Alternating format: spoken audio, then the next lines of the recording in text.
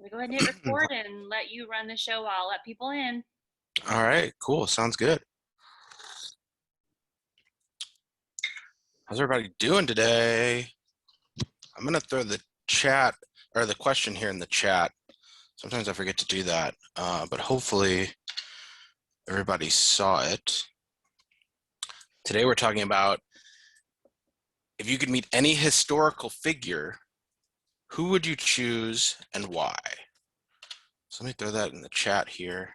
I think this is very applicable given it's Black History Month, but that's no pressure, you know, pick whoever you want, obviously.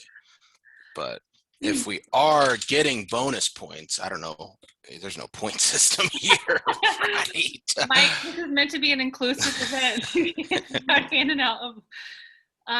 Yeah. My answer is Eleanor Roosevelt. I've been reading this biography about her, and a lot of modern progressive movements that happen in America are because of her.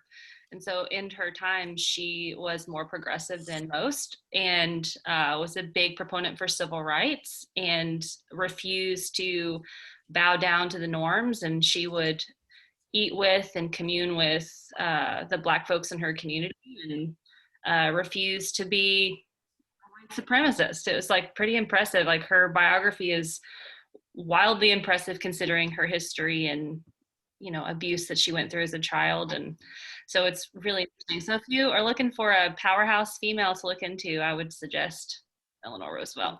That's my answer. Nice. Mm-hmm. Nice. Who else would like to share? Historical figure.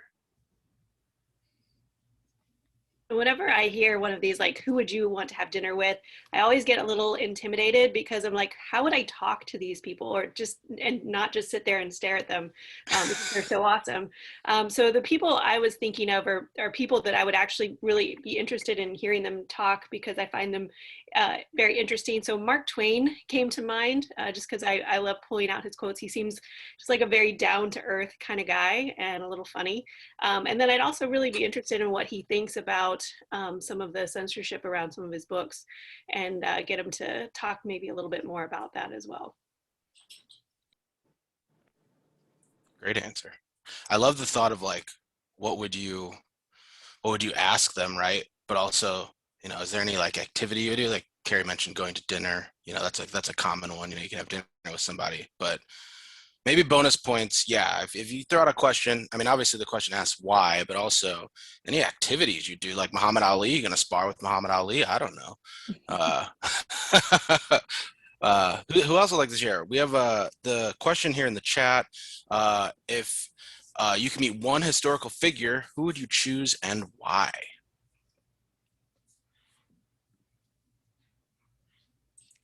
I'll go. I was thinking about this too this morning when I was in the shower, and I was like, man, I feel like I should say someone like really smart, intelligent, super impactful. But honestly, I've been really interested in a gal. Her name was Margaret Murray. And I don't know if anyone's super privy to her, but she was essentially kind of like a grandmother of conservation, and she just lived a really cool life. So Mike, when you're talking about activities, I think something that I would love to do with someone like that is just like literally her and her husband both lived on a dude ranch in Wyoming. And he studied elk preservation and just kind of like the pressures of elk in the park. And then they would just like wake up every morning, and she moved from the city in Jackson Hole to the dude ranch so that every morning her and her husband could just open up their door and be in the woods. And that is like my ultimate dream. If anyone that knows me, I'm like obsessed with nature. So I think that that's someone that I would love to spend some time with and just like literally just go for a walk in the woods and learn about all the things that she's done. And she's been really impactful too with like the Wilderness Act. I mean, in preserving like 9 million acres of federal land. She helped with a wildlife refuge out in the Arctic. So she was just a super, super cool lady. Yeah, that's awesome. That's great. Sarah, that makes so much sense to me. That tracks with your personality and what you're doing. So I love that. Love her. But yeah. Nice. You can also share it in the chat. I know some people feel more comfortable just like posting in the chat their person, so feel free to do that as well. But yeah, anybody else ready to go? Mine is probably a tie between Malcolm X and Billie Holiday. And both of them were introduced to me by teachers or mentors when I was really young, as far as just like Black history you don't learn in school. And for me, it's been kind of an exercise in learning more about like my history and my culture beyond just like what's presented. And I think that they would both have interesting insight on just the culture shifts that are happening today. Yeah, very true. Diamond, did you watch that movie One Night in Miami by chance? I haven't seen it yet. I think you'd really enjoy it. It's a really, really great movie. It's not a lot that happens. It's just the conversations The that are happening conversations, yeah. are, I think, really. I'm from Louisville, so we're big Ollie people anyway. So it was fun to watch, and it didn't feel like they were all playing a character. It felt like they were those people. So I think you'll really enjoy it if you have a chance to watch it. It is definitely on my list. Yeah, Lindsay, I noticed that as well. That movie is like, yeah, they were in it, you know, and given that it was just so much dialogue, yeah, it needed it, right? And yeah, they killed it. Yeah, we actually were really interested by the story of Sam Cooke after watching that. Like I had always listened to his music, but didn't know that he died so young and with a crazy, tragic ending to his life. But that movie was based on a play, so obviously not a lot goes on, but it was really interesting just to see them interact as these people who not everyone, especially me, knew a lot about. But yeah, Sam Cooke, crazy story. Yeah. Yeah. I will say that. Oh, go ahead. Go ahead, Hope. No, you got it. I was just gonna say my person that I'd like to meet is Jesus. I just want to know. Hey man, are you real? What do you want to talk about? Tell us. That's a good answer, Hope. That's great. Lots of questions That's there. great. Yeah. It's like, I don't know activity. I just have a ton of questions for you. I've been writing them all of my life. I got a list. I'm ready to go. Oh yeah, there you go. That's a throwback, historical. Woo! Deep cut right there. Definitely. And I'll say in the same boat, somebody like Cleopatra or something. I just want to be on a fly on the wall and see if it's all true. Like, is it all as dramatic as it sounds? I'd want to ride on like the float or whatever. You know, it wasn't a float back then, but the big chariot where she got to like, I'd lay in there with her and just see what that experience was like for fun. And who knows if that really even happened, you know? Right? Yeah. But looks cool. Okay, this is really nerdy, but since Nikki brought up Cleopatra, I really want to meet like one of the ancient Egyptians who was like on the pyramid building team. Like, I just want to know how the heck they did it. Like, we need a translator and stuff, but I have a lot of questions. I mean, I don't know how they build pyramids today, but like much less then. I don't really understand that, like the math. Yeah, it's like, I'm not an architect, but it doesn't. There's no work. It's hollow. I don't understand. And full of all these chambers and like. Right. Yeah. Like booby traps and That is cool. There was some recent news about the Stonehenge. They just discovered like it had moved. Like, I feel like it's always moving. I don't know, but they figured it moved again or something. It moved somewhere else. And like, if you've been there, those huge things, it's like, how, what? No, that doesn't make any sense. But yeah, I guess they can like track like them dragging it places and stuff. Crazy. Well, then there's like those monoliths that have just been popping up everywhere. Those random. Does anybody else know what I'm talking about? Just like shown up in random locations. I have a lot of questions. I love the idea of a pyramid building team, Raven. I like how you took that. I was like, yeah. There's probably like, they probably had like same colored shirts or something like that. Well, had to either be like a team or that guy from Ancient Aliens is right, and they had like some extraterrestrial help. Yeah, it's got to be right. That there's no way. You can't even do that now. Anyways, Anyways, historical figures. Yes, that is the topic.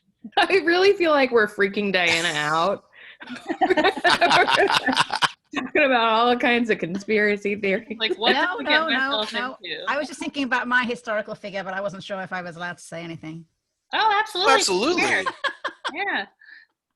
Well, I discovered last year a person who is super intriguing. He's called Chevalier de Saint-Georges, and he was a composer in the late 18th century. So during the French Revolution, he was born to a white plantation owner and a very beautiful slave on the island of Guadeloupe in the Caribbean. And the white plantation owner returned to Paris with his wife and took his son and his the mother of his son, his lover, with him, and introduced Chevalier de Saint-Georges to French society in the late 1700s. So this is around 1770, 1775. And Chevalier went to the best schools and he became a composer. He was a protege. He was fantastic at music from a young age. He also became the leading swordsman in Europe, and other big white swordsmen across Europe just said, this man is the best swordsman in Europe.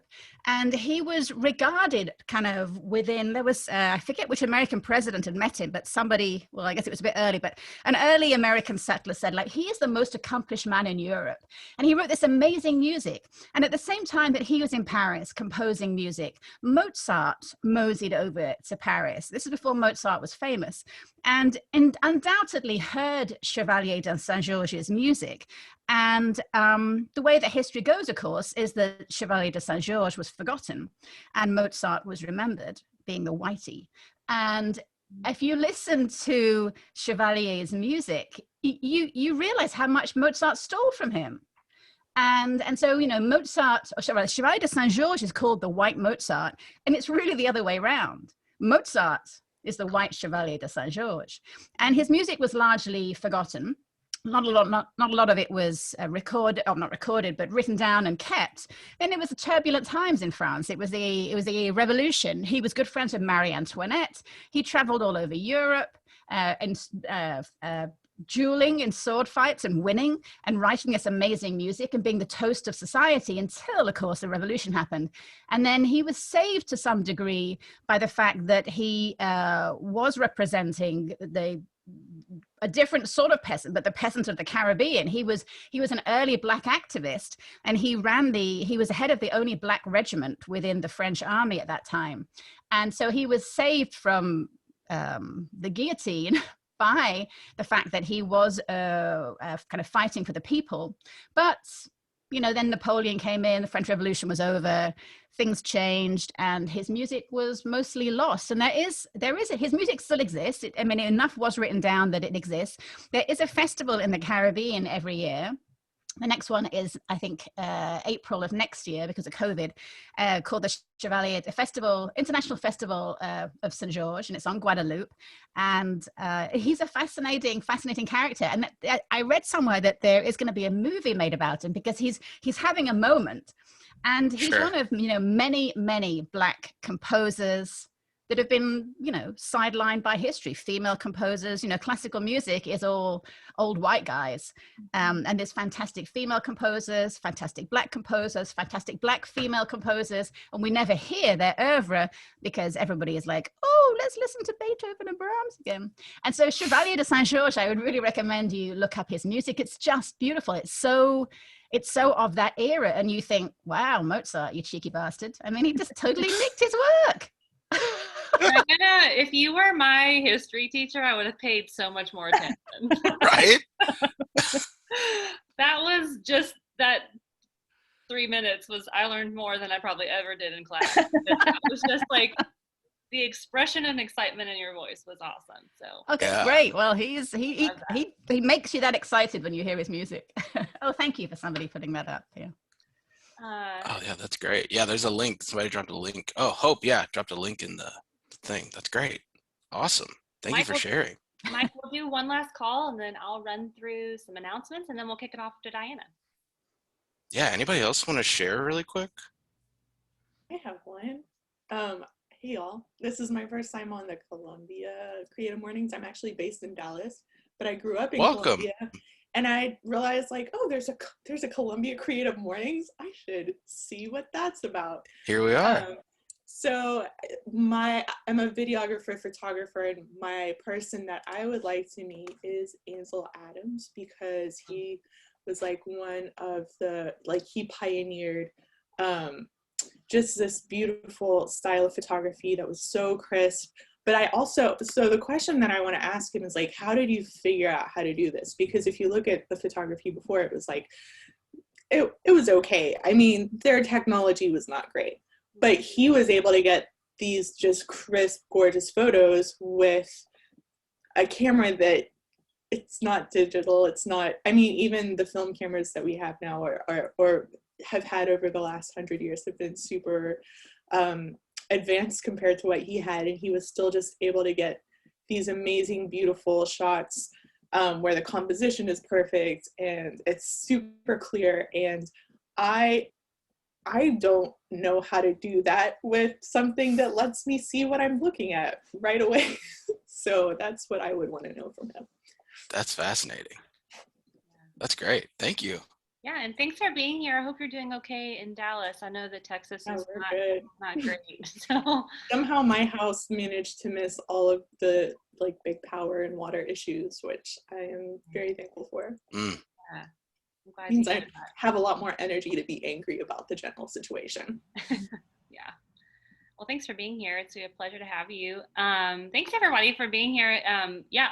Just to let you know, since you're not from Columbia, our chapter started actually a year ago this month. So we had one in-person event, and then, I don't think I need to tell you what happened after that. So it's just been a whole year of virtual events for the most part, but we are just excited to be here and thrilled to be able to do this.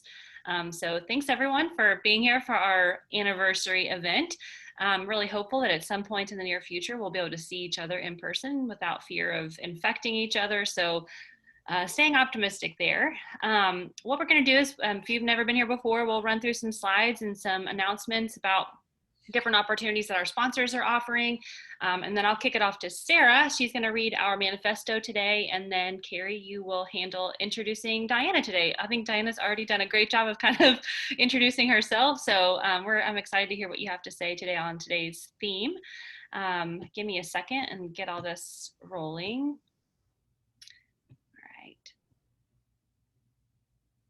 Okay, so I think everyone is aware that we are at Creative Mornings. So again, thank you so much for being here.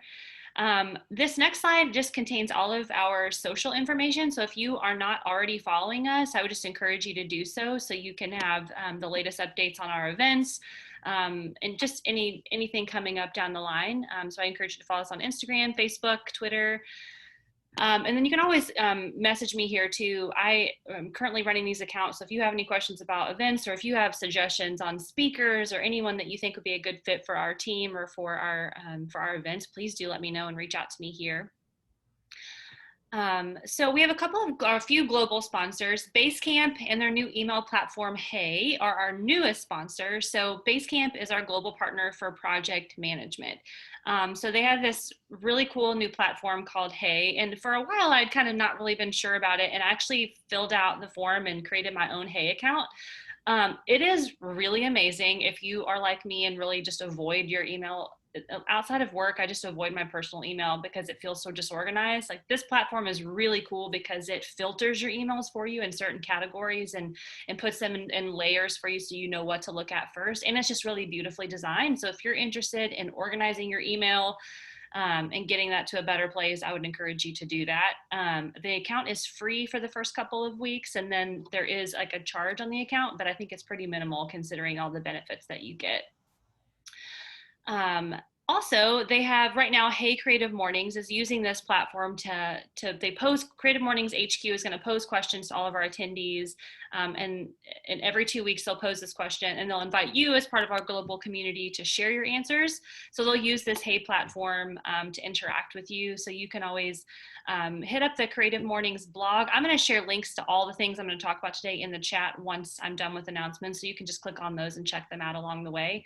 But the first question that they asked our global community, which I almost used as our icebreaker today because I thought it was a good question, but maybe we'll use it next time, is what book do you reread or consistently re-gift to others? I think this is a fascinating question, so I think this would be good next time around. But if you're interested in learning more about what other people are reading and what they always recommend, you can check it out on Creative Mornings blog. Some of the answers are really fascinating. Our other global sponsor is Skillshare. So Skillshare is our global partner for online learning. It's an online learning community to help you take the next step in your creative journey. I actually am taking some Skillshare courses around analytics. It's just a big company initiative we're doing where I work. So if you're interested in something like that or just expanding your creative skills in a variety of ways, Skillshare is a really good opportunity. They currently are running a 4-week series called My Creative Roots that features inspiration from Black artists. You can sign up to receive the creative prompts every Monday in your inbox. And again, I'll share this link in the chat for you. There's some really great stories here. If you're interested in digging more into Black History Month, I would encourage you to check this out. Our last global sponsor is Mailchimp. So Mailchimp is our official global partner for marketing.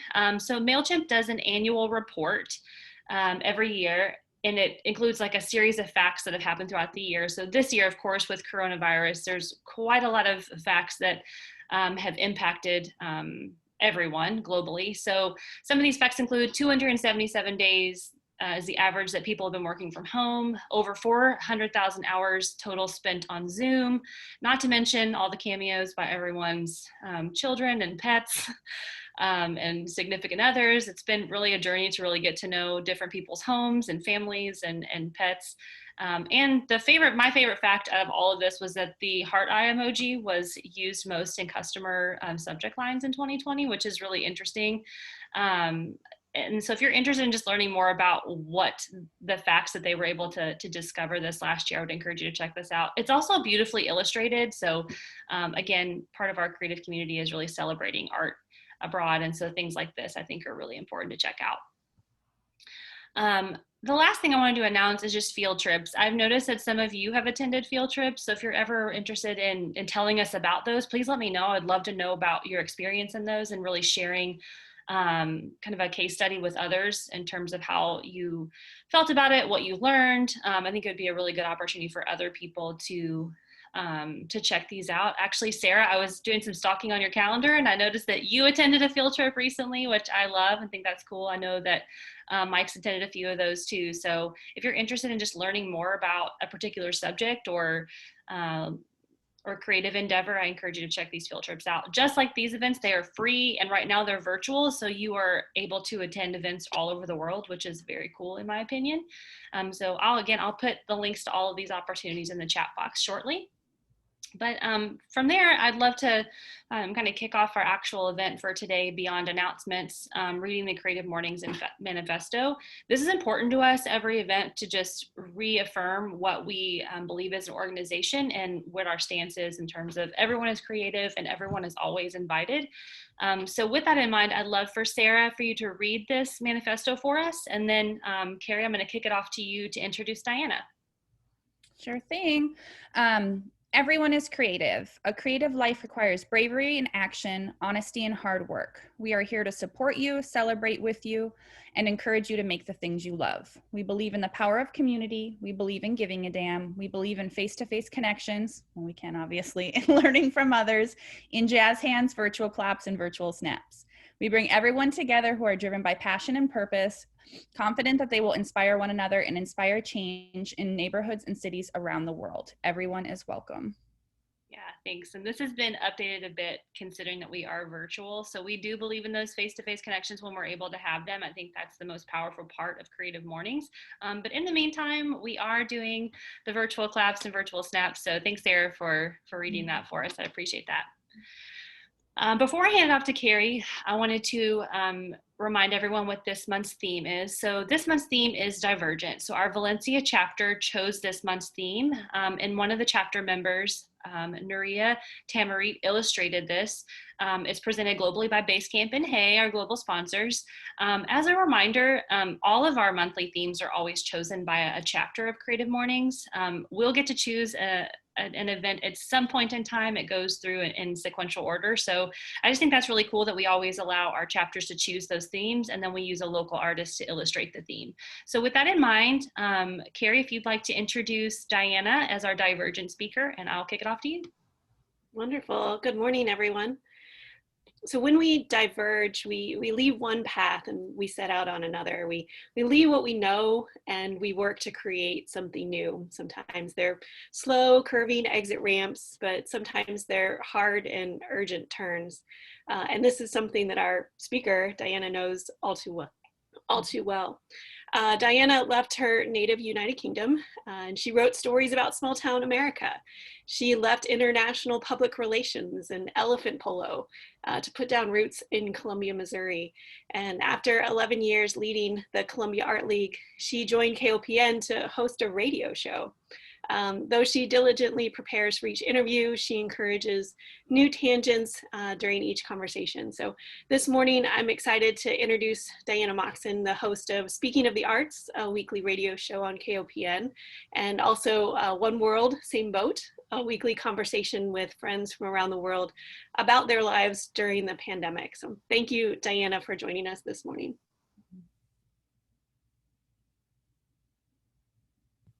It looks like you might still be on mute, Diana. As I was just saying, as I'm an old person, I did prepare a slideshow, but I've never done a share screen. So let me, and I've got two screens here. So let me see which one. Okay, screen one, share. What do you see? You see your screen. That looks great. Is that okay? Yes. I want it to be more of a, so you don't see the, why would it not? I think if you could, yeah, there you go. Okay. Is it better like that? Yes. That's great. Okay. All right. There we go. So yeah, I wasn't quite sure what you meant by divergent, but so I made it what I wanted it to mean, which was this idea of taking, yeah, like you said, taking hard turns, jumping off ledges. I call it my cliff philosophy, where you have a cliff in front of you, or you find a cliff, you find your ledge, and you think, God, I don't know if I should jump off this or not. This could be bad, but it could also be really good. And so it's that overcoming the fear of flying, overcoming the fear of you not being able to deal with the jumping off the ledge. You don't quite know what you're going to find when you land, but it's worth doing it anyway. So that's where I am going with this talk, which kind of does mirror my life a little bit. You know, when you set out in life, or when you're in your 20s even, or 30s, you're not really sure where you're going. And it's only when you look back on where you've been that you see a pattern, or you see a path that you forged for yourself. But it isn't often apparent at the beginning. You've got to kind of jump off the ledges and take those hard turns to find it, and trust in yourself. So, and just to give you a little background, I am from the United Kingdom. I'm from a city called Preston, which is highlighted there in red. It is about 230 miles north of London and about 182 miles south of Glasgow on the Scottish border. So we're right there in the northwest of England, about 30 miles northwest of Manchester, pretty close to the coast. It was a city that I could not wait to leave. It had nothing for me at the time that I was there. I was desperate to get out. Since I was a young age, I used to say, like, I felt like I was geographically born in the wrong place. You know, I just wasn't comfortable in the place that I was in. But in later life, I did a little bit more research on the city of Preston, really inspired by my American friends, because Americans are, on the whole, a lot of the Americans that I meet are really into the history of where they come from and about their place. And so I began to delve into the history of Preston. Actually, it's a really interesting city, and I feel bad for maligning it for so many years. It has the tallest spire in the UK of a parish church. You can see there that is St. Walburg's. It was designed by the guy that designed the hansom cab, which is those black cabs in London. It became a city in 2002 when it was the Queen's Jubilee year. It was really the home of the Industrial Revolution during the early and mid 19th century. And I could wax lyrical about that, so I don't want to go on too much about that. But the Arkwright's water frame was invented there. The Great Lockout happened in Preston. At the time, that was in the 1853, 1854. At that time, Marx and Engels were kind of coming up with their theory of communism and the workers' revolt. And they were looking at Preston and thinking that this city was where revolt was going to start. The owners of the mills, the workers were complaining. The owners just locked the doors and said, fine, then go away. We won't pay you. Go on, figuring they'd be back. And it took 2 years before the mills reopened. And in that time, families were torn asunder. You know, poverty was just immense. I think the age of mortality in Preston in the 1850s was 23 years of age. So many people were dying of poverty. And it had gone from being this beautiful market town in the late 18th century to being a pit of dysentery and disease by the 1850s. And so it went through a very turbulent time in the 19th century. But it was this very historic city. One of the biggest battles of the English Civil War was fought just south of Preston, called the Battle of Preston, with Oliver Cromwell. King Charles II passed through Preston on his way back down to London, Bonnie Prince Charlie with his army. It was this incredible place in the country because the river that runs through Preston is called the Ribble. And to ford the Ribble, the first place you can ford it in from the coast is the city of Preston. So it was a place where a lot of commerce happened. It was founded in the 600s by monks. It was called Priest's Town, hence the name Preston. Anyway, that's where I come from. Little background there. I could go on about that. So my first leap into the void was I loved ABBA when I was a child. And there is a big music contest in Europe called the Eurovision Song Contest, which you may or may not have heard of it. And I'm a huge fan of the Eurovision Song Contest. It was started in the 50s. It was a way to bring Europe together after the war. Each country submits a song for Europe each year, and it's grown and grown and grown. In the beginning, there were 8 countries. Now there are, I think, 44 countries around Europe that take part every year. Last year was the first year it has never taken place because of COVID, which was bad because we had tickets for the grand final, but it was going to be in Rotterdam. We had to cancel it, or it was cancelled. Anyway, in 1974, when I'm 9 years old, ABBA win the Eurovision Song Contest, and I am so smitten with them. They're so beautiful. Yeah, Agneta has that long blonde hair, and I have this kind of crazy curly brown hair, and I just always wanted to have long straight blonde hair. And so I just fell in love with ABBA at that point. And I thought, wow, Sweden, that's so exotic. Like, where even is Sweden? Because I'm 9. And so I decided at that point that I was going to go to Sweden and I was going to become Swedish or learn Swedish. And so going through school, I was good at languages. I studied French and German. And so when I thought about university, I thought, I'm going to study Swedish. I didn't even know you could study Swedish in the UK, but you can study Swedish at 5 universities in England. So that was what I pursued. I wanted to go to Sweden. So I ended up in a city called Linköping, which you can see on the map there, which is pretty far south in Sweden because Sweden goes all the way up to the Arctic Circle. It was a cute little market town. Actually, it's the 5th largest town in Sweden. Big Saab Scania factory there. But I just had this fantastic year. And my goal by the time I came back after my 1 year in Sweden as part of my 4-year degree was that somebody would say to me, where are you from? And I would say, where do you think? And they would guess a town. And I did it. I was at a nightclub in Stockholm. I met this guy and he said, where are you from? And I said, where do you think I'm from? And he said, it is from Linköping, which was exactly the town that I was from. So not only had I learned Swedish, I even got a local accent, which was really exciting to me. So after Sweden, I spent this wonderful year in Sweden. I didn't want to leave, but I basically got thrown out of the country because you had to have a visa at that point. It was before the EU had included Sweden, European Union. And so I had to have a visa just to go and study there. And at the end of my year there, I went to see the immigration people and I said, I really don't want to go home. I want to stay in Sweden. And they said, what is your job? Do you have a profession that we need? And I said, I'm a student. And they said, what are you studying? I said, Swedish. And they're like, yeah, you can leave. So that was the end of that. I wasn't allowed to stay any longer. And I went back and finished my degree, which honestly probably was the best thing. So went back to England, finished my degree, moved in with a man, moved to a beautiful city called Bath. But it really wasn't what I wanted to do. I had this sense of adventure the whole time, but it was very difficult. Here was a big divergent, a hard term. I had a beautiful house. I had a lovely, lovely boyfriend that everybody adored, and he was just delightful. But I wanted a backpack. I didn't want to settle down and have children. I was in my mid-20s. I wanted to go and have adventure. And I didn't have a huge amount of money. And so first of all, I was looking at South America. I thought, Peru. I really want to go to Peru. And I even found a pen pal in Peru and was, looking at that option, but it just wasn't really coming together. And then I realized that in Hong Kong was still, this was 1993, Hong Kong was still British. So I didn't need a visa to go to Hong Kong. I could just turn up and start working, which is what I needed to do. So I frantically saved my money. I saved £3,000, about $5,000, which felt like, I'm going to be rich in Hong Kong with this much money. And the relationship ended. I moved into a small apartment while I saved my money. And then I moved into a friend's house the last few weeks. And I remember on the morning that I left to get on the plane, I got my little key ring out, and I'd lost my house keys and I'd lost my car keys, and I'd one key on it. It was the key to my friend's house, and I gave that key back to my friend.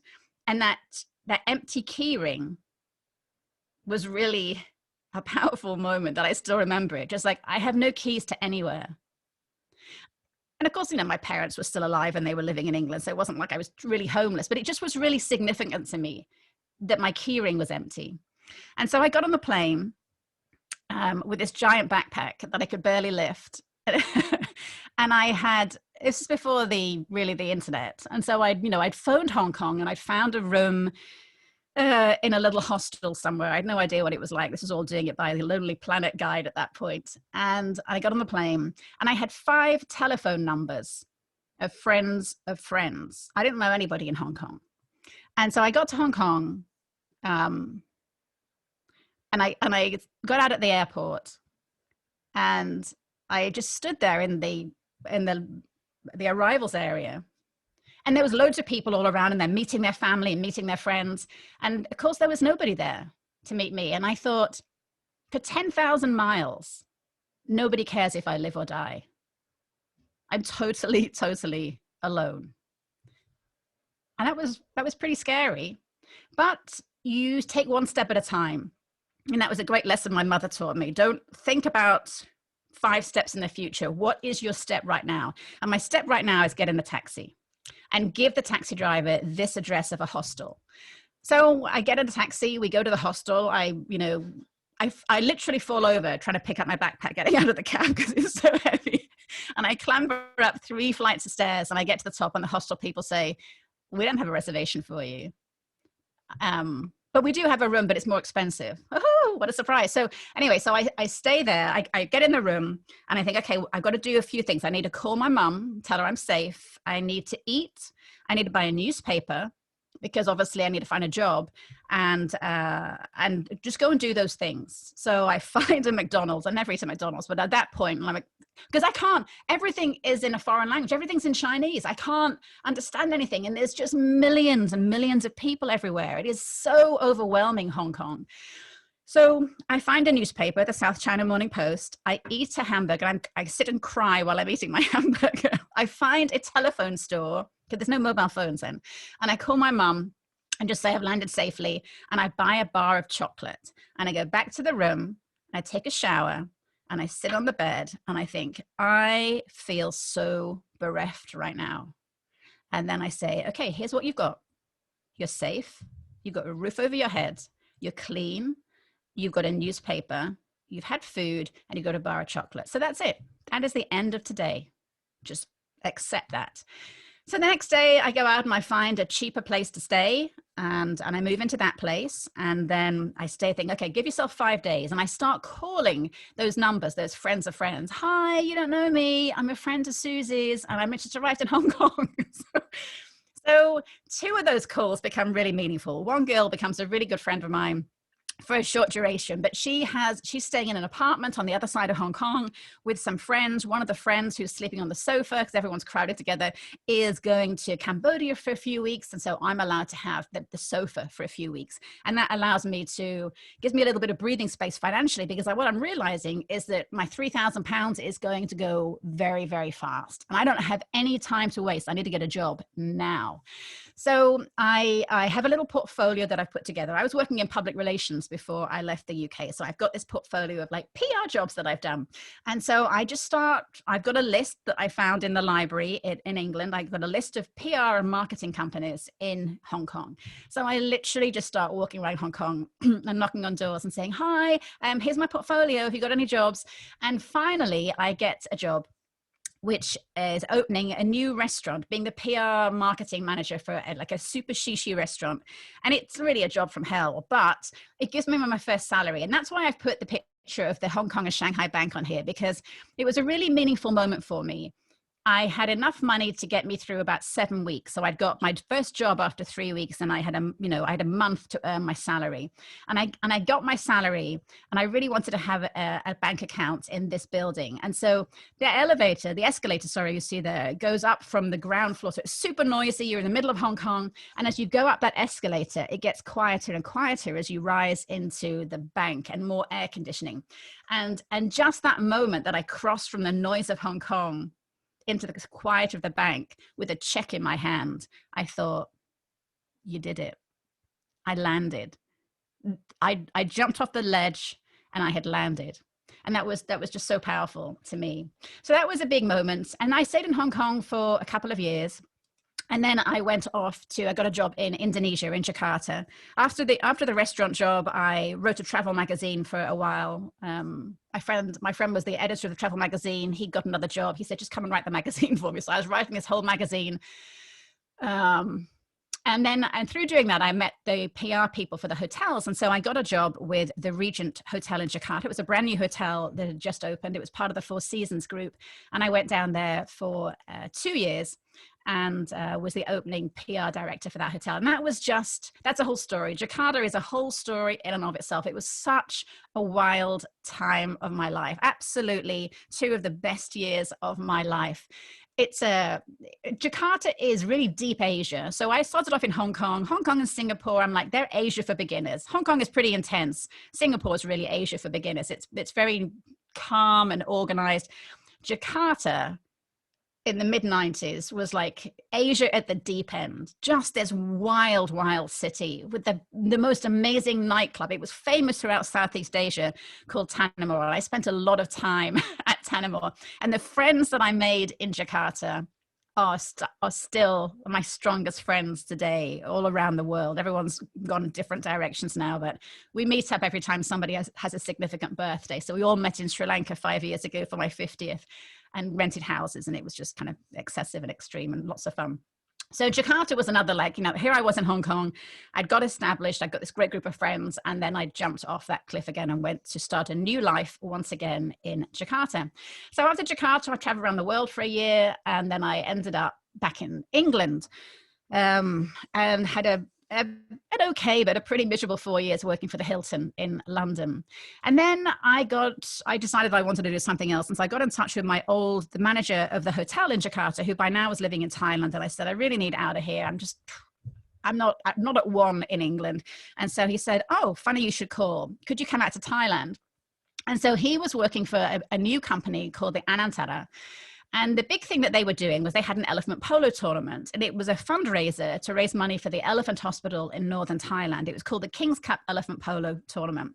And so part of my job, as well as promoting this hotel chain internationally, was to put elephant polo on the map. And that was just a hilarious time. So elephant polo, there's a couple of pictures here. I'm just going to go through them. Again, it's another whole story. But the elephants were happy. We didn't mistreat the elephants. Most of the elephants lived locally. They're really smart. They understood what the game was. We had horse polo players flying in from around the world, and we raised about $100,000 every year for the elephant hospital in northern Thailand. So from Thailand, I was there in the mid 2000s, and in December 2004, this tsunami happened. And that was crippling to Thailand, crushing. We lost a hotel to the tsunami. We lost staff. We lost guests. Minimal compared to some of the other hotels. But it was just an awful, tragic, terrible time. The king's grandson was killed. He was swimming in the sea. I had friends that were, impacted who had other hotels there who had to kind of run for their lives. I wasn't there at the time. I was back in England because my mother was dying. And my mother died on January the 5th, 2005. And so by the time I got back to Thailand, to this country in mourning and my own grief, and I just, I'd done my time there. It was time to have a new adventure. And so it was, again, I thought, okay, it's time to jump once again. And so I left this job with this big company. And I thought, I've always wanted to drive across America in a convertible. I don't know where it's going to lead me, but I'm curious about the Midwest because all of my American friends come from the edges. And I'm curious about who lives in the middle and why they keep voting for George Bush. It just was anathema to the rest of the world, like what was going on. And so I decided I had this website, it was called Cowgirl Bling, and I was going to drive around middle America and just see what happened. So it was pretty random. I had a friend in Wichita and I had a friend in Madison. And so those were kind of two early points of my journey. But apart from that, I drove 13,000 miles around the blue highways of the Midwest in my car called Bling. She was a Chrysler Sebring convertible that I rented. So, it was kind of a big expense, but I'd saved money in Thailand. And I thought, death happens really fast. Your life is over really fast. So you got to do what you want to do when you want to do it. So I had Bling. And so then I had all of these great little adventures. So I wanted to share with you a few of the places that I went where I found divergent thinkers to tie in with the theme of the show. So one of the places, I don't know if you've been to, is called, is in Alliance, Nebraska. And it is Carhenge. And I've since found out that there are lots of Carhenges, but I think the one in Alliance, Nebraska is probably the first or the most famous. It is exactly like Stonehenge in terms of the lintels and talking about Stonehenge earlier, Mike was talking about it, but here was a Carhenge. It was started by a guy called Jim Reinders. He just got really obsessed with Stonehenge, and he decided that when his dad died, he was going to build this memorial to old Mr. Reinders. And so he built this crazy place on the outskirts of Alliance, Nebraska, that gets a lot of visitors every year. But it's just this kind of bizarre, like, why would you do it? Why would you build this strange monument? But I mean, as one of the girls said, it's great for the city because you're here, so you're bringing money to the city. I spent money on a motel room, I spent money on gas, I ate in the restaurants, and so I probably spent $150 in Alliance, Nebraska, just to go and see this strange memorial. So Alliance, Nebraska, hilarious place. In South Dakota, I met Lawrence Diggs, who's known as the Vinegar Man. He had moved there from San Francisco because he wanted a quiet place to meditate. And he kind of moved across the country. And when he got to South Dakota, he thought, if I go any further, it's going to get noisier again as I get towards the East Coast. I'm just going to stay here. So he stays in this little tiny town of like 200 people. And he decides that he's going to start a vinegar museum. That's kind of his interest. He has this incredible background. He's worked all over the world, but he just settles down in this little tiny town called Roslyn, South Dakota, and he opens the International Vinegar Museum. And he was such a fascinating ledge jumper. You can see he'd jumped off ledges so many times. He'd been a radio pirate DJ off the coast of England. He'd been a journalist. He'd been in Burkina Faso. He'd been famous in Japan. And here he was in tiny town, South Dakota, having a great time and running this International Vinegar Museum. I don't know if it's still there or not. He was fabulous. In Madison, outside of Madison, Wisconsin, there is a museum that you may have been to. It's pretty famous. It's called the House on the Rock. It's the most visited tourist attraction, I believe, in Wisconsin, or it was at that time. And it's this crazy, crazy house/building. The person that built it, he never lived in it, but he just had this huge set of collections. There are dolls and doll houses. There's a giant whale. It's this huge building. You can't, when you're in the building, you can't imagine what it looks like from the outside, because it just seems to go on and on and on, and these crazy rooms that are just packed full of stuff. As I say here, it's like a crossroads where Lemony Snicket, Charlie and the Chocolate Factory, Being John Malkovich, and Bride of Chucky all converge. It's just an incredible place, and you really need to go there, I would say, by yourself, because then you can lose yourself in the madness of this person, Alex Jordan, who built it. I don't want to speak to anybody. I mean, it's just so fascinating. It's this weird wonderland of madness, just totally Divergent. Fantastic, fantastic museum. Best museum I don't know if it's a museum, best place I've ever been in the museum category. One of my great adventures was in northern Iowa, a little town called Britt, Iowa, where they have the Hobo Museum, and every year they have the Hobo Convention there. And I thought, this is a great story to go and meet the hobos. I was a little anxious. It felt like, here's me turning up in my, oh, hello, English girl in her Chrysler Sebring. But I really wanted to see what the Hobo Convention was all about. I thought, this is a really great story. And so it is. It happens every August, the Hobo Convention. And I met really, really wonderful, wonderful men. They were all men, hobos. And the whole town comes together to celebrate them every year. And there's a hobo parade, and they announce the Hobo King and Queen. And it was a wonderful adventure into the American dream to some extent. These people that just traveled the country and went where the work was. I mean, they were all divergent thinkers. They all jumped out of the real world, some because of alcoholism or abuse at home, and others out of choice. It was really a mixture of people, but they all really loved each other, and they all really supported each other, and they all had such great stories to tell. Some of them were bad, some of them were really shocking, and some of them were just beautiful, about riding trains across the northern plains or up into Colorado, and just what they saw and the sights and the nature. They had so many great stories. I think it still goes on every year, the Hobo Convention, at the beginning of August in Britt, Iowa. And whilst I was there, I met some BBC producers who were there doing a radio show, going to do a one-hour program about the Hobo Convention. And so I was telling them about my adventures across America and the stories I was writing. And one of the producers said, hey, we'd love you to maybe submit some stories to us. He had a regular show called Word of Mouth, which is a show about language. And so once I got settled in Columbia, I ended up submitting about 6 stories to this show about different language aspects here in America. I went to Ocracoke Island, did a piece on the dialect of Ocracoke. I did a piece on prison slang. I did a piece on pop versus soda, which was hilarious. And probably my most famous piece was about speaking in tongues, which was an adventure. In western North Dakota, there is a little town called Regent, which is quite close to the more famous place of Medora. And from I-90, it is 30 miles down this road to this town of Regent. And this is called the Enchanted Highway.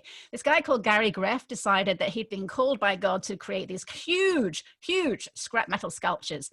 And so I think he was going to build 10. I think at the time I met him, he'd built 6. The first one is on I-90 or I-94? Anyway, up there in North Dakota. And then every 3 miles there is another giant metal sculpture.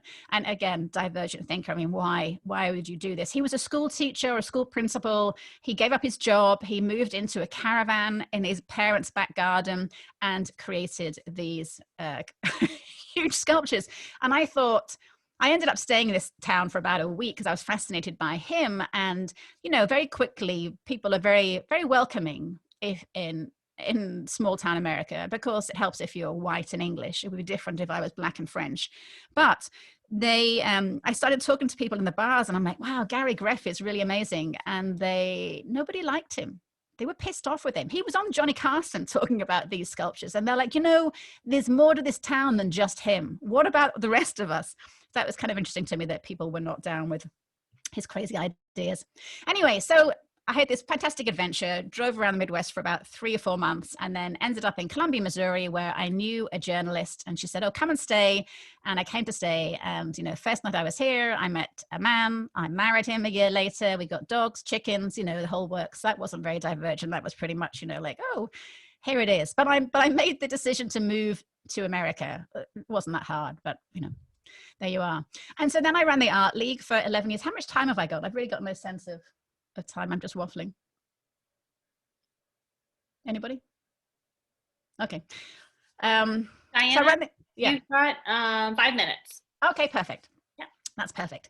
So I moved to Columbia and I started working at the Art League. They were looking for a new director. And so I took on this 50-year-old organization that was really on the verge of bankruptcy at that point in time. There was no money in the bank. And it just felt really, really tired and old. And so it wasn't difficult to make it better in that the bar was so low that pretty much anything you did was an improvement.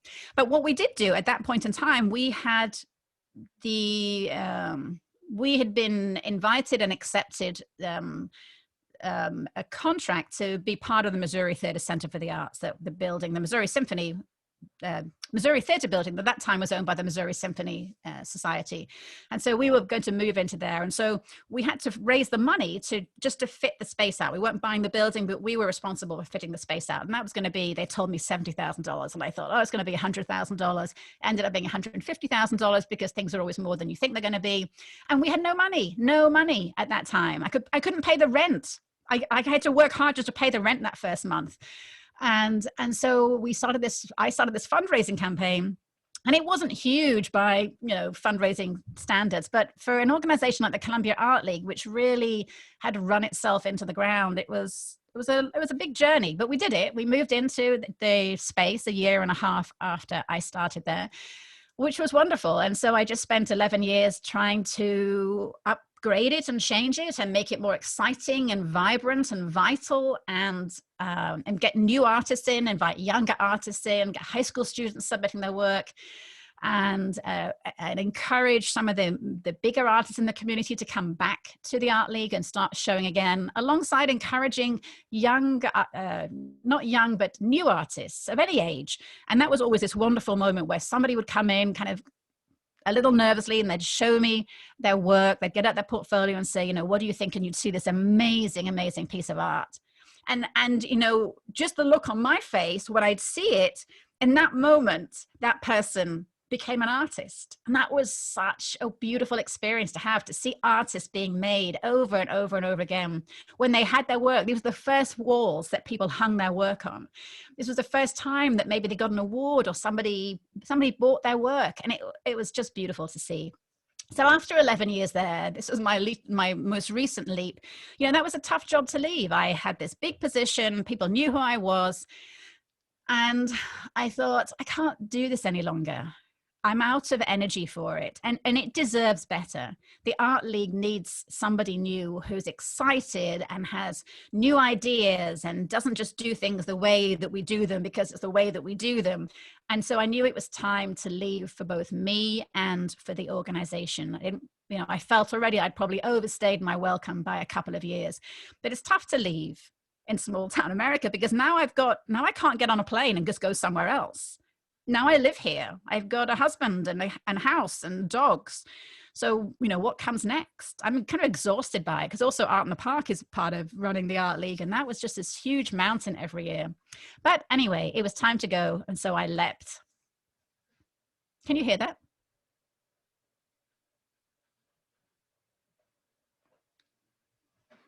I don't think we can hear the sound for some reason. Oh, I wasn't sure if that worked. Oops. Anyway, so I joined KOPN as a volunteer. Everyone's a volunteer at KOPN. And I took over a show called Speaking of the Arts, which is a weekly show. It starts at 10 o'clock on Friday morning. And I talk to people who are involved with the arts, whether it's actors or playwrights or novelists or festival organizers or people with a new album out. Really whoever's doing something interesting in the arts. And of course, in the before times, there was a lot of things going on in the arts, and it was a live radio show at that point. But when COVID came in last year, we couldn't go into the station. We certainly couldn't have guests in the station. So everybody switched to making their show at home, which actually I love a lot more because now I pre-record it. So it's not live any longer, which is a lot less stressful. And I can do editing. So I've had this incredible journey of learning how to edit sound and improve sound and work from home and make the show here. And it's allowed me to also to reach out to people beyond the local community. So it doesn't have to be local artists, and also things haven't been happening here to the same extent, even though I'm so humbled by our arts leaders for all the things that they have put on for us over the last year to keep us engaged. But this working from home did allow me to reach out to people from beyond the community. In the top left, you have a composer called Fred Onoveriswoki, who lives in St. Louis. He's an amazing African Ghanaian American composer. Beautiful, beautiful work. I should send you the link to his website because he has done some incredible work. Elizabeth Broughton Palmieri, everybody knows from Columbia Greenhouse Theatre. Paula Van Landingham, who is an amazing vocal coach. She teaches actors all over the world to speak in different accents. She speaks over 50 accents, over 50 dialects and 6 languages. Sorry, not dialects. She speaks in over 50 accents from around the world, Spanish and English, all sorts, even Bosnian and Arabic. And also she speaks 6 languages. So lots of really great people that I've had on the show: drag queens, museum directors, comedians in Berlin, authors, composers, conductors, gallery owners here in town, my replacement Kelsey at the Art League. It's been just this wonderful experience of really diving into the arts and learning more and more and more. And yes, I don't get paid for it, which means I have this huge privilege that I'm able to stay at home and do this and be safe. And so I recognize that privilege all the time, but it does allow me to make this beautiful show for Columbia every week. Oops. There we go. And so I wanted to end with, the show starts at 10 o'clock this morning. This week's guests are two amazing people. Opal Lee, she's the founder and grandmother of the Juneteenth movement. She lives in Fort Worth, Texas. I followed her for a long while. Her grandson, Richard Harris, lives here in Columbia now. He's an actor, a musician. He was a big music producer in LA. His wife is from here. They moved back to Columbia. And so he's about to star in a one-man show at Columbia Entertainment Company that opens next Thursday called Satchmo at the Waldorf. It's a play about the life of Louis Armstrong and his reflections on his relationship with his manager, Joe Glazer, and his relationship with Miles Davis, who didn't like Armstrong. So Richard plays these all 3 characters. It's a one-man play. He is a tour de force on the stage. He's a phenomenal actor. And I got to know his granny, Opal Lee, through Richard. And so this morning's show is half an hour with Opal, talking about Juneteenth and her history with that and her history as an educator. And then we talked to Richard about his play. So it is such a joy being able to put that show together every week. Really, it really is. So that's it. Hope that was enough. Oh, Diana, that was amazing. If you wouldn't mind closing out the share screen. Oh, yeah. And then I'm going to hand it off to Diamond to handle the Q&A. So if you have any questions that you have for Diana, you can pop those in the chat, or you can just raise your hand and flag it and speak up now. But I don't really have a question. I just have like a comment. Diana, I love that I wrote this down. So I'm from Kentucky. So I'm from the southeast part of the country. The Midwest is still pretty new to me. I've only been here a few years, but the pop soda debate I thought was very funny, because where I'm from, it's all Coke. It doesn't matter what it is. You say Coke and people say, what kind of Coke? And so it's just this funny thing that moving here, when I say Coke, everyone looks at me like, we have Pepsi. And it's like, yeah, that's just a kind of Coke. So I just found that a little bit funny on a personal note. But thank you so much. That was amazing. I wish that I was half the woman that you are. So I'm just so impressed with like the bravery to try new things. I'm a cautious person by nature, so that was really inspiring. So thank you so much for being here. Only the first time is scary. Once I jumped off the ledge into Hong Kong, I trusted myself that I could do it again. But it is still scary every time, because you don't know what your landing pad is going to be. You just have to trust that you are capable of finding a landing pad.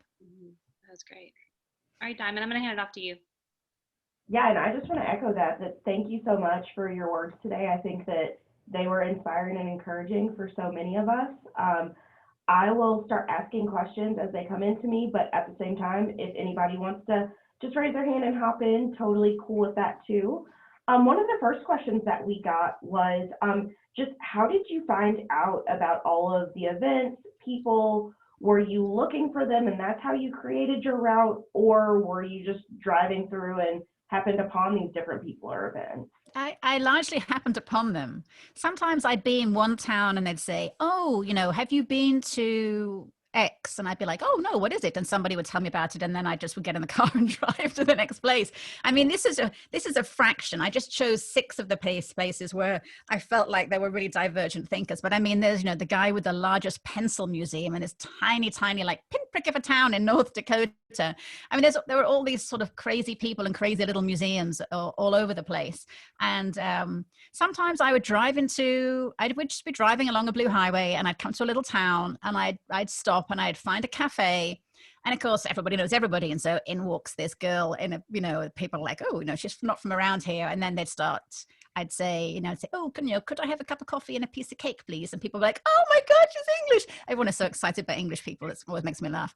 And so then people would start talking to me. So like the pencil museum, I was literally in a cafe, and this woman came up to me and she said, "Oh, where are you from?" And started chatting. And I said what I was doing. And she said, "Oh, you need to meet," I forget his name now. "You need to meet Joe. He has the largest pencil collection. Come on, let's just go now. I'll give him a call and we'll head over there." So we just head up at Joe's house, knock on his door. And she said, "Oh, this is a girl from England. And she's writing stories about America and the Midwest. Like, can she see your collection?" So we go down to his basement. And part of me is thinking like, I'm in some random guy's basement in this tiny town in North Dakota. Like I could just disappear right now and nobody would ever find me. But no, there was just like thousands and thousands of pencils. Another question in a similar line of thought is taking a leap off of a ledge or starting something new can be really scary. How do you stay so courageous when facing change? I guess I always felt like I had a safety net. So, that first trip to Hong Kong, I mean, you have to buy a return ticket. So I thought, okay, well, if the shit hits the fan, I just get on a plane and go back home, and I have to go and live at my parents' house again, which felt nauseating. That would be, that felt like that would just be failure to me, but it was there as a safety net. I was never, I mean, there's always a safety net, and it's often an alternative that you really don't want to pursue, but it exists. And that's just a little bit of softness at the back of your brain that you think, well, I can get out of this if I need to. Well, I had a similar question. Like Lindsay, I am probably cautious by nature. And so sometimes taking a leap can be very scary, but also just wondering if you've experienced where I think sometimes the easier thing is to go with the status quo because of what others may think. So you mentioned that you were in this great stable relationship, kind of living the dream, so to say. How is it for you kind of going against the grain and not following those expectations of maybe what others had for you? I think because the voice inside my head was louder than the expectations. And so, yeah, my father and my mother were just gutted when Eddie and I split up because, he was their dream son-in-law. They'd already planned out, like marriage and kids and everything. And it just wasn't really what was in my head. And I felt really cruel to my poor boyfriend who didn't see it coming.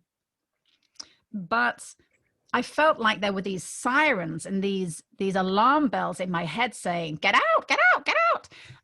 And so that was louder. And I just followed the loudness. And, to some degree, I guess I'm pretty selfish.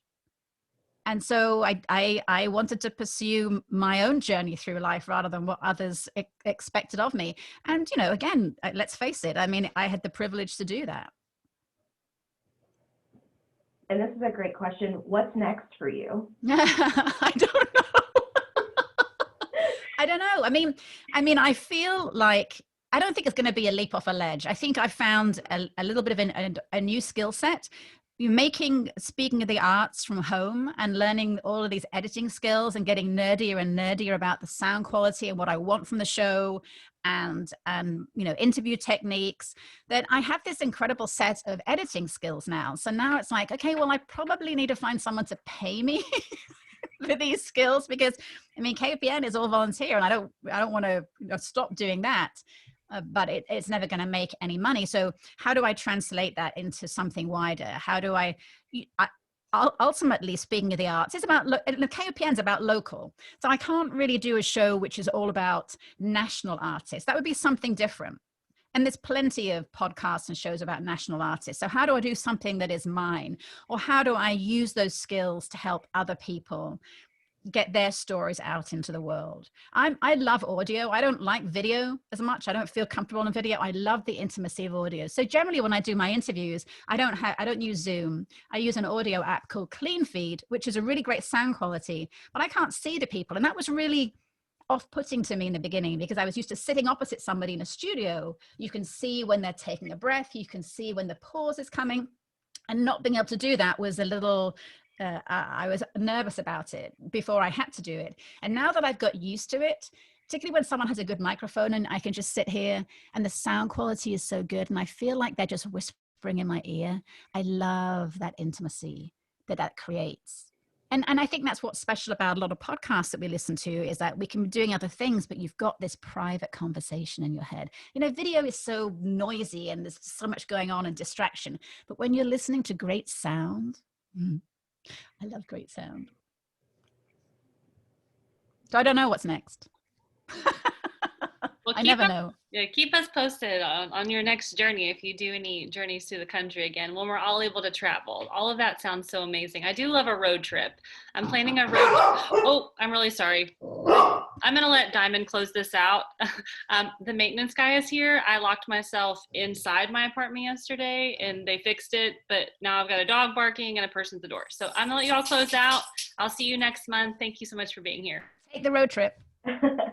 Yeah, and thank you so much, Diana, for joining us this morning. Thank you all for your time and joining us for this conversation. I know for me, it was super valuable and the right message at the right time. So I don't know, I think that these things are sometimes just in the stars that they happen when they do. And so thankful for you and your message today. Thank you. Thank you for asking me and listening to me waffle on for half an hour. Great. Well, and we look forward to seeing everyone else on our call next month. Have a good rest of your day. Stay warm this weekend and see you in March. And tune into KOPN at 10 o'clock. Yes, which I plan on doing.